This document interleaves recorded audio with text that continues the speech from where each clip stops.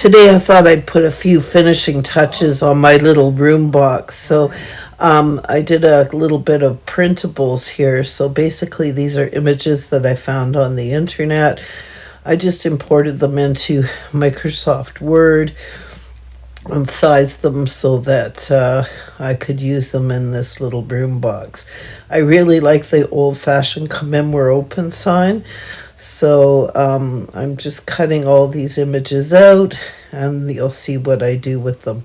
So, I mean, it's pretty easy to find images to use in any kind of miniatures, and you can use whatever art program you have access to. I don't really have any art programs, so I just resize stuff in Microsoft Word, and it seems to work pretty good for me. So this little Amico poster that I found is actually a really commonly used glaze at the studio where I go to, and it's really high quality glaze, and I thought it would make a really cool little poster for the wall inside of the room box. And then this last one, that's pictures of actual glazes.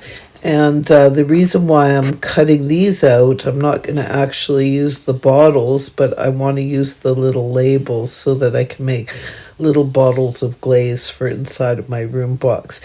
And you know, this is a really neat thing to do in terms of you can find pictures of bottles of almost anything from dishwashing detergent to you name it, household cleaners, and then you can make your own little bottles and then just cut the labels off and make your own sunlight soap or what have you. So common trick that people do when they make miniatures. So you can see here I've just used some little wooden beads to make my little glazes. So, I mean, if I was going to do it totally accurately, I would have used something like cylinder, like a glue stick or what have you. But I kind of like the idea of using the wooden beads for my glaze bottles because they're bright colors already. So what I'm doing is I've cut out the little labels, and then I'm just kind of sizing them to make sure that they look just the right size. And then I'm going to be gluing them over the whole part on the bead. And yeah, I think that it'll look pretty good. I mean, not exactly accurate, but good enough to give the illusion that I have glaze in my little studio. So yeah, I'm quite pleased with the way that looks. So I'm just going to go ahead and cut out some more labels, and I'm cutting off the part that says what the colors are, but that's okay. So, and I think that it'll just add a little bit of realism to the inside of my dollhouse. I'm really quite pleased with the way the little room box has turned out. So far, so good. There's quite a few little details that I'm going to have to add to it. And unfortunately, my little pottery wheel has still not been fired. So I'm just waiting for the glaze fire on it so that I can finish constructing that and putting a little wheel on the top of it, and being able to put that into the little workspace. So this little table is from the dollar store. I've just got a piece of linen, and what I'm creating here is what they call a wedging table. For those of you that do pottery, you'll know what this is, but for those of you that don't, in every pottery studio, there's always a table that has some linen cloth on the top of it. And the reason why is before you actually put your clay onto the wheel, you wedge it to make sure that there's no air bubbles in the clay, so that when you fire it, it doesn't explode. So a wedging table is a really super important thing inside of every pottery studio. I think typically, though, the fabric or the linen that they use on wedging tables would be stapled on or upholstered onto the top of the table. I'm not doing that, obviously. I'm just gluing mine on. So I just got some tacky glue, and I'm putting it around the edge, and I'm making sure that it's nice and tight. And I think that looks pretty neat. And this is like a a good table to use to do this, I think. So I'm just, it doesn't have to be perfect. I'm just making sure that it's stretched on there nicely. And then I'm just going to trim the corners out. So, yeah, I'm pretty pleased with the way that looks. So, and then to add a touch of realism, I'll be putting a glob of clay on top of it and getting it a little bit wet with some water and smearing some clay on it because that's the way it would look. So there you go. That's my wedging table. So now I'm going to add some realism to this little sign here by taking a piece of balsa wood and cutting it out and making the sign a little bit thicker than just a piece of paper. So I like balsa wood because it's so easy to use and so easy to cut. It's not great for making like high-end furniture, but it certainly is good for little uses like what I'm doing right now. So see how easy that is to cut? And it'll make the sign a little bit chunkier and more substantial. So I'm just cutting that all the way around. And then just to save time, I'm going to grab out a magic marker and I'm just going to color the back of it and then color the edges so that it looks a little bit nicer than just the raw wood. I love that little sign. It has a real vintage appeal. I don't even know which site I found it on. I think it's a sign that you can buy in full size on Amazon for a real store. So I just shrunk it down and made it the size I needed it to be. So you can see here I'm just coloring in the back of the sign just to make it look nice. And yeah. And you can see there I put some seed beads on top of those little bottles that I made of glaze, and I think that they look really good with the little lids on them. And I'm just going to get a little bit of glue here and add a little bit of glue to the surface and then glue my little sign onto the top of it. And I'm not sure if I'm going to put a little chain on it or if I'm going to end up putting it in the window or on the door of the room box, but either way I really like the way this turns out. And of course, in every pottery studio, there's going to be tools. So I'm going to have to create a few little miniature tools that would be commonly used inside of a pottery studio.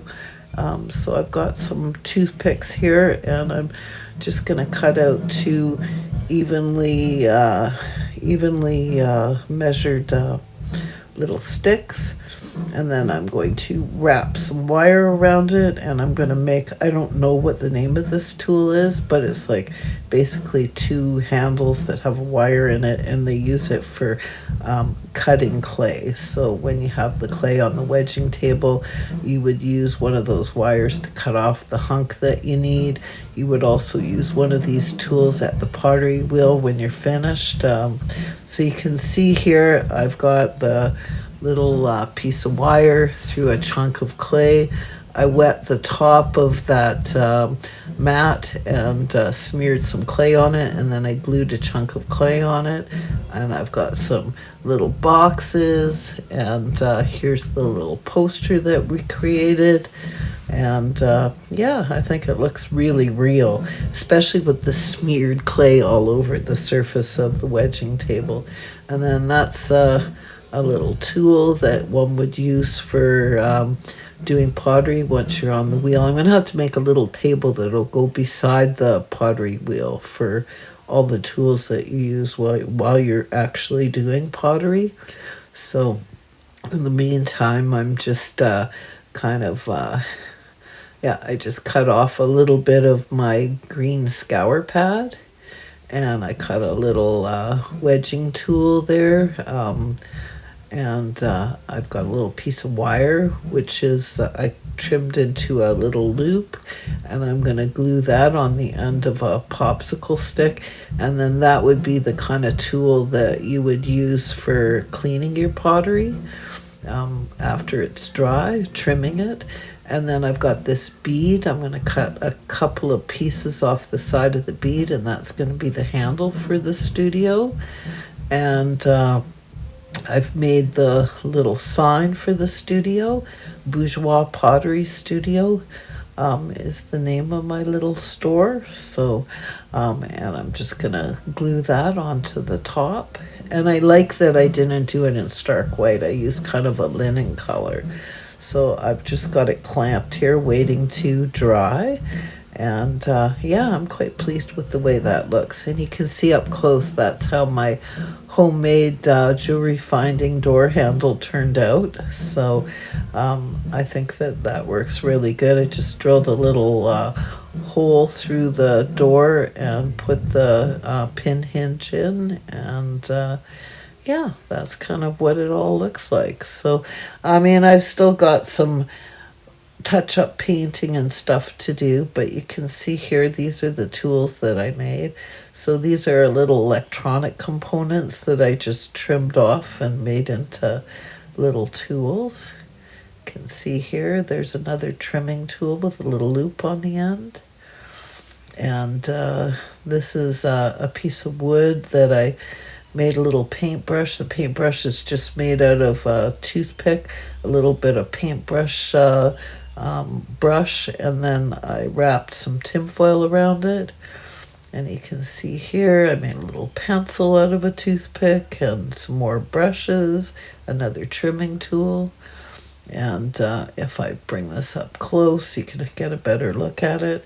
So there's my clay with the mess kind of smeared on my wedging table, and a giant brush, and the wire that's cutting the clay. So I'm really pleased. I actually glued that clay down, and then here's a chunk of clay that I put into a plastic bag, which is the way you purchase clay normally. And then this is a little cutting board that I made with some trash plastic and a piece of wood, and that's the end of an old paintbrush. And then this is off of an electronic diode. I just cut it off. It kind of looks like a little tool. And then again, here's that little poster that I'm really in love with. And when I get everything all done, I'm going to be hanging it on the wall over top of the little work area.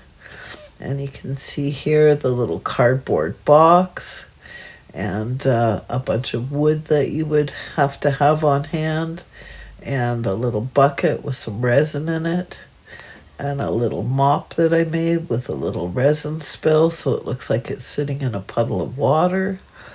So, and then here are my little glazes inside of the little wooden beads, which I think turned out just fine. And then I've got a couple of pieces of pottery in there just to kind of show you.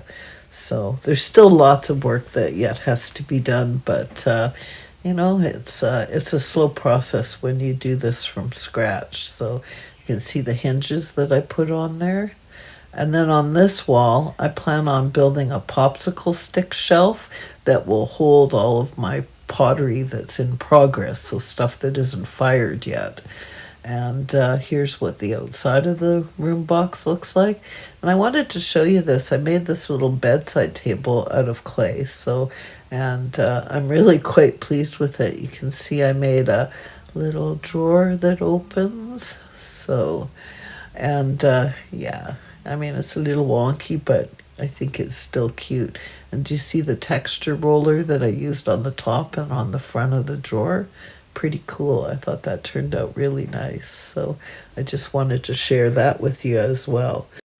If you enjoyed today's video and would like to help support my channel, you can do so by buying me a coffee. Just go to www.buymeacoffee.com/Lisa I'd like to thank everyone that has helped to support my channel by buying me a coffee.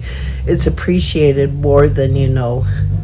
If you haven't already subscribed to my channel, please consider subscribing because it's free and you have no idea how much it helps my channel grow. And thank you once again for watching today. I really appreciate it. Please hit that like button. Leave me a comment below and let me know what you think of my pottery studio. And also, please hit that notification bell, and then that way you'll know every single time I upload a new video. And once again, have the best day ever.